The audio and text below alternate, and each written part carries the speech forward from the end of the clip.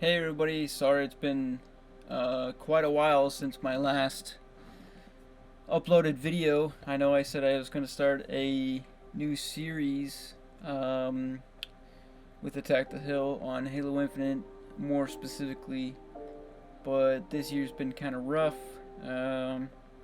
Mom's passed away, got in a car wreck. Yeah, things were pretty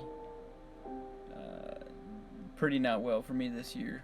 And it only got worse with some of the news within Halo recently. I was gonna drop this video a lot earlier, but let's take a look at this. So we got this from 343, this update, basically stating that we're not getting any of this content or any more content basically until next year, especially Forge, and that's only going to be in a beta, so I don't know what to expect from that. I don't know how to feel. It sucks. But the current state of the game right now, there's a lot of issues. I think there's still the persistent issue with being able to join matchmaking and big team battle. I'm a big team battle player. I just like playing as a team, man. You can't even do that sometimes.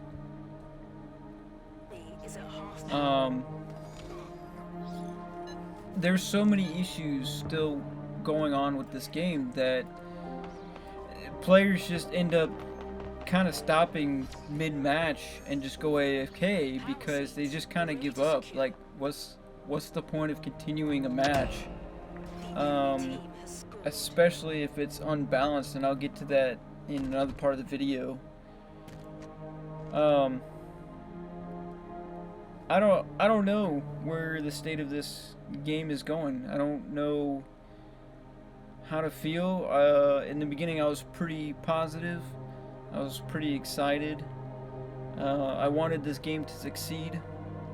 I wanted this game to be something I could come home to after a long day of work, or a game I could come home to de-stress, hang out with friends, and keyword have fun. But I'm just straight up not having fun. It's not fun. This game isn't fun. Especially with the microtransactions and the cosmetics the way they are still. The battle pass sucks. There's still persistent issues. Let's watch some of these clips. The enemy carrier has revealed themselves. Just the vehicles alone is enough to talk about. Whether you are competing to get a vehicle with your teammates, or if you do get a vehicle, it really doesn't matter, because it's going to be the end of the game. So if you never get to fly the Wasp, like me, where I've only flown it once, tanks, forget about it. Vehicles in this game don't last very long. They'll just get destroyed as soon as they drop on the battlefield. It's like flies on shit. You're gonna go after that. You're gonna take it out. I don't know what can they do to fix it. What can they do to change, to make this game fun?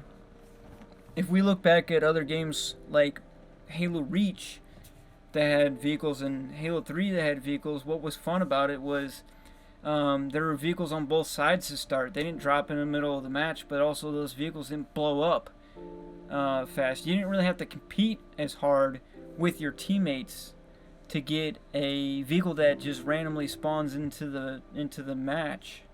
So I think that's what made it fun, is you had vehicles. You could have that vehicle warfare in your sandbox or your big team battles. Even your flying vehicles. Another issue I want to talk about is some of the desync, where some things not working. In this video, you can see that I held the X button in order to hijack a Warhog. Just didn't happen. If you don't know, I play on the Series X. Another issue in this clip. This is a Rock Hog, and we ended up rubber banding it's bizarre, and I've noticed more issues with vehicles lately. Even when you get in a vehicle or get out of a vehicle, sometimes when you get out of a vehicle, you notice like a choppiness. Your frame rates drop. In this clip, my rifle completely disappeared when I left the vehicle. So I wasn't even hijacked, I just left the vehicle and I had an invisible rifle that wasn't shooting. In this clip, this player has such high desync issue that he just runs straight through my gun goose. He should be splattered, but in this clip, no, your video didn't freeze. My game froze, so I ended up dying. I don't know why my game froze. I have a Series X, I have great internet.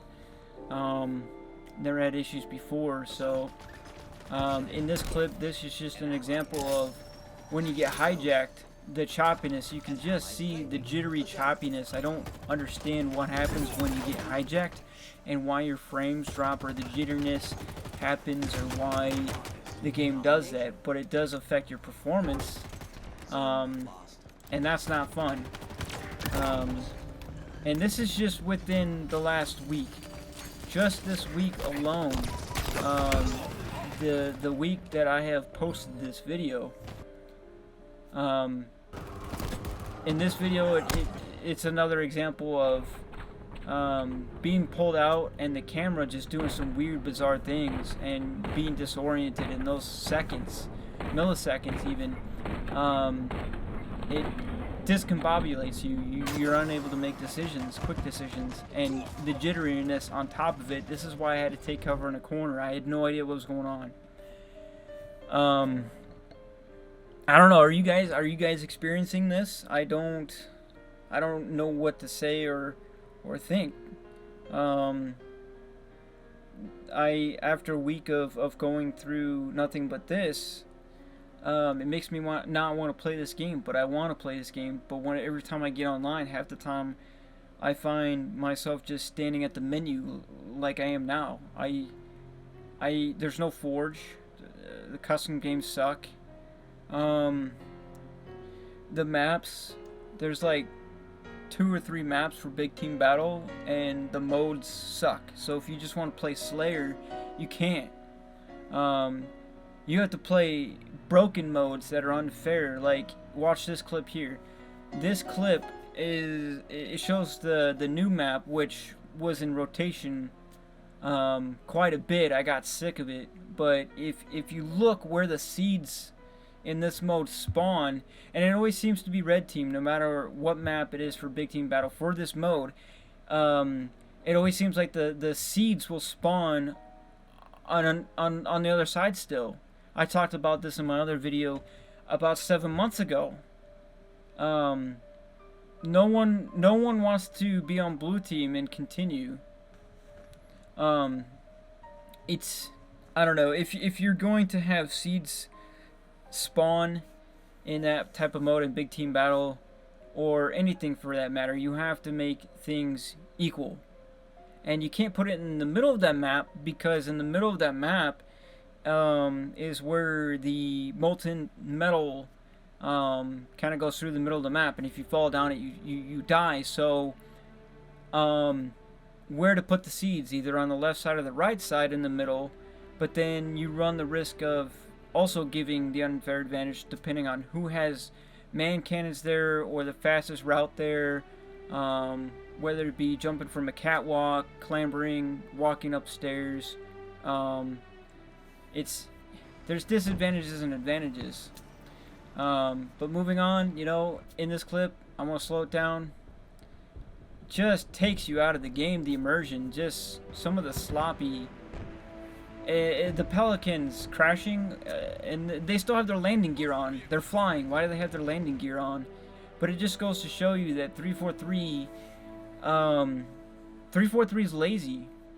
Those Pelicans look like they were just a prefab that were put together, left over from Halo 5 Guardians Forge, and they didn't know what the fuck a Pelican was, and so they slapped everything together and then put it in the game and scripted it to go in a straight path, and then when Pelican reaches X destination, drop or spawn X vehicle, and then wait so many seconds and keep going forward. That's what those Pelicans did. It's just they happened to do it at the same time and cross paths, and that's why they looked like that. They don't look real. I don't know. What do you guys think about Halo Infinite so far? Let me know down in the comment section below. Here is a fun clip for you guys. It's me. I suck at snipers. This is Shoddy Snipers. I kind of just gave up halfway through this fight. So I don't know. I'm lost for words. Halo Infinite isn't like what it used to be.